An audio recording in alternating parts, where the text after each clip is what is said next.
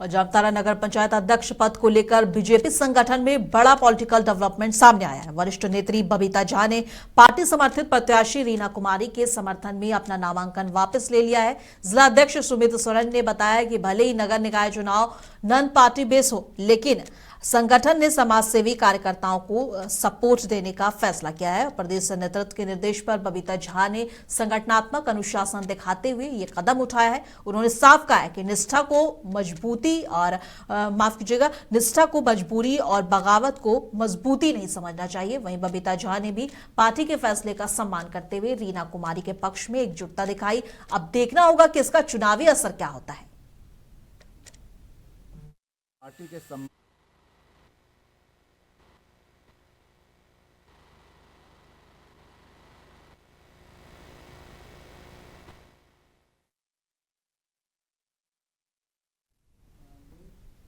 गढ़वा में डीसी दिनेश यादव की अध्यक्षता में कलेक्ट्रेट में आज जनसुनवाई कार्यक्रम आयोजित किया गया और इस दौरान जिले के विभिन्न प्रखंडों से आए ग्रामीणों की समस्याएं बारी बारी से सुनी गई। फरियादियों ने राशन, पेंशन, भूमि विवाद, अवैध कब्जा, आवास, मुआवजा योजनाओं का लाभ, अतिक्रमण, रोजगार और बकाया मजदूरी जैसी समस्याएं उठाई। डीसी ने सभी मामलों को गंभीरता से सुना और संबंधित विभागीय पदाधिकारियों को समयबद्ध समाधान के लिए निर्देश दिए। इस कार्यक्रम का उद्देश्य जनता की समस्याओं को तुरंत और प्रभावी समाधान से सुनिश्चित करना था।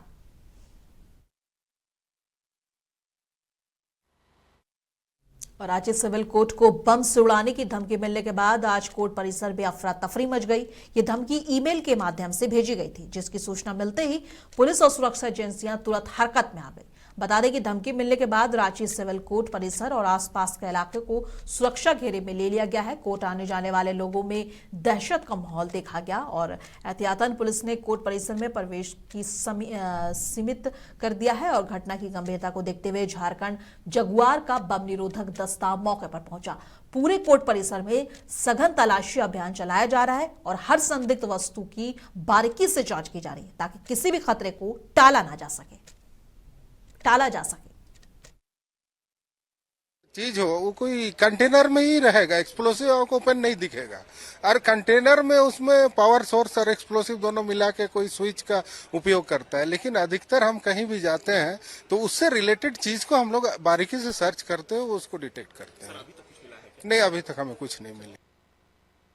अब मुख्यमंत्री हेमंत सोरेन झारखंड मुक्ति मोर्चा के सदस्यता ग्रहण कार्यक्रम में शामिल होने कोडरमा पहुंचे और लोकाई मैदान में हुए कार्यक्रम में पूर्व जिला परिषद अध्यक्ष शालिनी गुप्ता के नेतृत्व में सैकड़ों लोगों ने मुख्यमंत्री की मौजूदगी में जेएमएम की सदस्यता ली।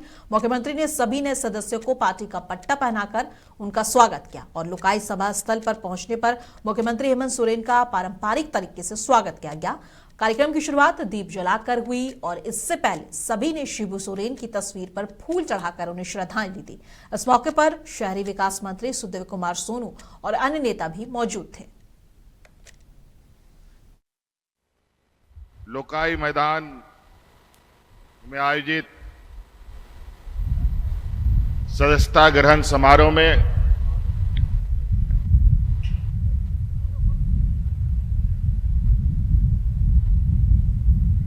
आए हुए आप सभी को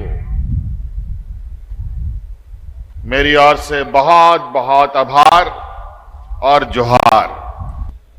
सदस्यता ग्रहण में मुख्य रूप से शालिनी गुप्ता जी और उनके साथ सैकड़ों लोग जिन्होंने आज झारखंड मुक्ति मोर्चा पर अपना आस्था जताया, उन सभी का भी मैं हार्दिक अभिनंदन करता हूं और पार्टी में इनका स्वागत करता हूं। आज कोडरमा जिला में झारखंड मुक्ति मोर्चा अपने राजनीतिक कार्यक्रमों को आगे बढ़ाते हुए एक और कड़ी झारखंड मुक्ति मोर्चा में आज जुड़ा और वो कड़ी है शालिनी गुप्ता जी और यहां उपस्थित सैकड़ों महिलाएं, नौजवान, बड़े बुजुर्ग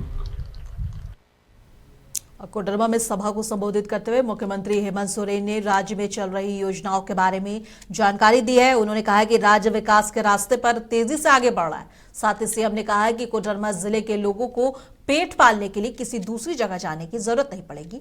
इसके लिए हमारी सरकार लगातार काम कर रही है।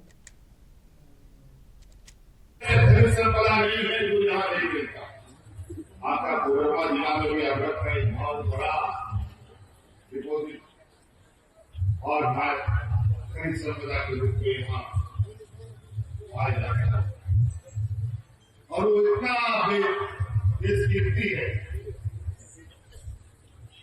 कि उसका सही तरीके से खनन कार्य हो तो कोडरमा का जिला का लोग पेट पालने के लिए दूसरे राज्यों में मजदूरी करने के लिए जाने की जरूरत नहीं पड़ती। गरीबी कितनी और कैसे इनको बाहर निकाला है गरीबी से।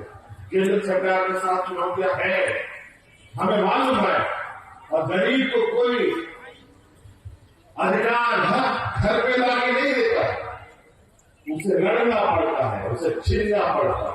तो हमारा जो भी अधिकार है केंद्र सरकार उसे लड़ने लेना हो तो लिया जाएगा, कानूनी लड़ाई लड़ना हो तो लड़ा जाएगा, राजनीतिक लड़ाई लड़ना होगा तो लिया जाएगा, लेकिन अपना हक अधिकार लेके हम लोग हैं। अगर हम लोगों ने ठेका दिखा दिया पूरा देश अधिकार में चला जाएगा।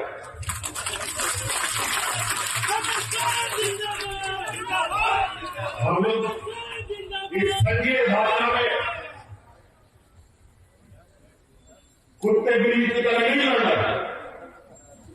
आप लड़िए, आप राजनीतिक और लोकतांत्रिक ढंग से लड़िए। अगर उस तरीके से भी लड़ना होगा तो उसमें भी ताकत पीछे नहीं है। हमारे पास इतनी ताकत है और वो ताकत उनको भी मालूम है। देशम गुरु शिबू सोरेन की जीवनी पर एक 3 घंटे की फिल्म बनने वाली है। इसको लेकर पर्यटन मंत्री सुदेवी कुमार सोनू उन आंदोलनकारियों से मिल रहे हैं जिन्होंने संघर्ष के दिनों में गुरुजी के साथ कंधे से कंधा मिलाकर लड़ाई लड़ी थी। इसी कड़ी में मंत्री सुदेवी कुमार सोनू धनबाद के राजगंज प्रखंड स्थित लाठाटांड गांव पहुंचे, जहां उन्होंने झारखंड आंदोलनकारी शंकर किशोर महतो से मुलाकात की। बता दें, शंकर किशोर महतो दिशोम गुरु शिबू सोरेन के संघर्षकालीन साथियों में से एक रहे हैं।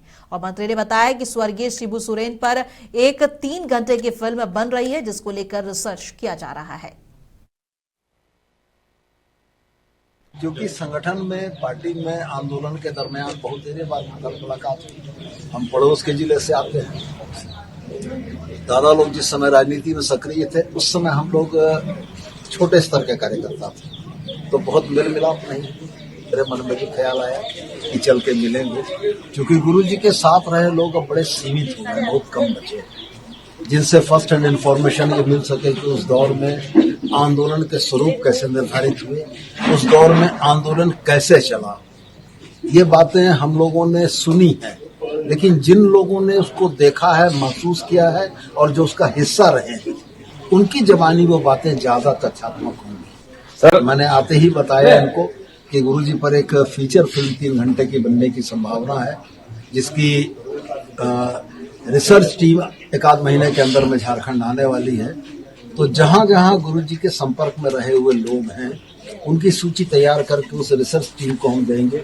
वो लोग आएंगे, इनसे मिलेंगे, इनके अनुभवों को जानेंगे, उस दौर की राजनीतिक परिस्थितियों को समझेंगे, राजनीतिक घटनाक्रमों को समझेंगे, जिससे कि कोई फिल्म अगर बने तो वो तथ्यों पर आधारित हो, कपोल कल्पनाओं पर और किस्सों पर आधारित ना हो। और तथ्यों को बताने वाले ऐसे ही लोग हैं जिन लोगों ने गुरुजी के साथ संघर्ष किया।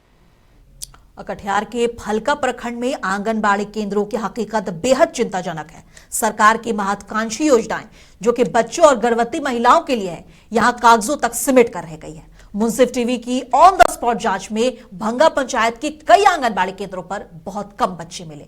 कहीं सेविका गायब थी तो कहीं बच्चों को नाश्ता, दूध या मौसमी फल तक नहीं दिया गया था। कई केंद्र बिना भवन और बिना चापाकल और बुनियादी सुविधाओं के से चल रहे थे। सबसे चौंकाने वाली बात यह है कि 14 बच्चों के लिए 3 किलो चावल की रसोई बताई गई, जबकि इतना चावल 40 बच्चों के लिए तय है। इससे लूट खसोट की आशंका गहराती है। और वार्ड सदस्य संघ के अध्यक्ष कृष्णा आदित्य ने कहा है कि फलका में आंगनबाड़ी योजना का लाभ बच्चों तक सही ढंग से नहीं पहुंच रहा है।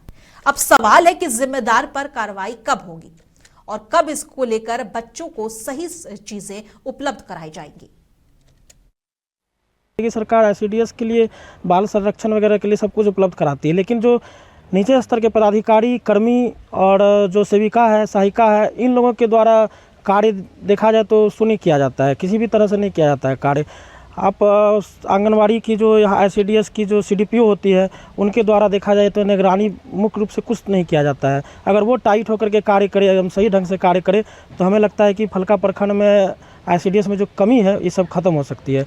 जैसे कि आप देखेंगे, मैं आपको सच्चाई बताता हूँ कि आईसीडीएस के जो आंगनवाड़ी केंद्र हैं, इन सब में जनप्रतिनिधियों का जबकि रोल है, सरकार के द्वारा रोल निर्धारित किया गया है, लेकिन जो यहाँ की सेविकाएँ हैं और जो सीडीपीओ है, इन लोगों ने हम लोगों और जनप्रतिनिधियों को किसी भी तरह से देखा जाए तो ना ही इसमें पूछा जाता है, ना ही किसी तरह का सूचनाएं उपलब्ध दी जाती है।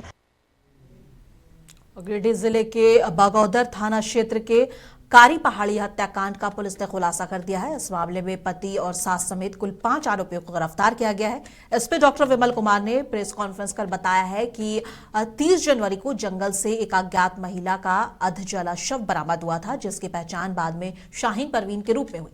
जांच में सामने आया है कि पति जाबिर अंसारी ने दूसरी शादी के इरादे से पत्नी की हत्या की। पुलिस ने हत्या में इस्तेमाल बाइक, मोबाइल समेत कई सामान बरामद किए।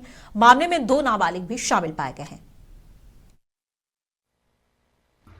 और ये पता किया गया कि भाई आखिर कोई लापता महिला तो हमारे क्षेत्र में नहीं है। बाद में पता चला कि डुमरी थाना क्षेत्र में 28 जनवरी में लापता थी शाहीन प्रवीण, और उसके जो घर वाले हैं उन लोगों ने उसके कपड़े से उसकी पहचान की कि ये उन्हीं की बच्ची है।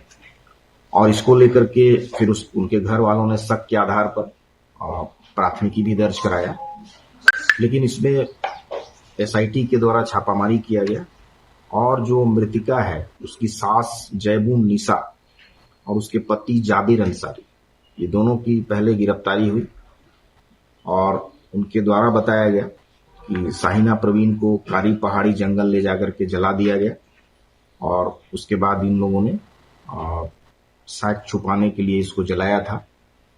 तो इसको लेकर के फिर जो शराफत अंसारी, इनके साथ जो इस पूरे घटना को करने में शराफत अंसारी, वकील अंसारी उर्फ रॉकी और गुड्डू अली, ये 3 लोग शामिल थे।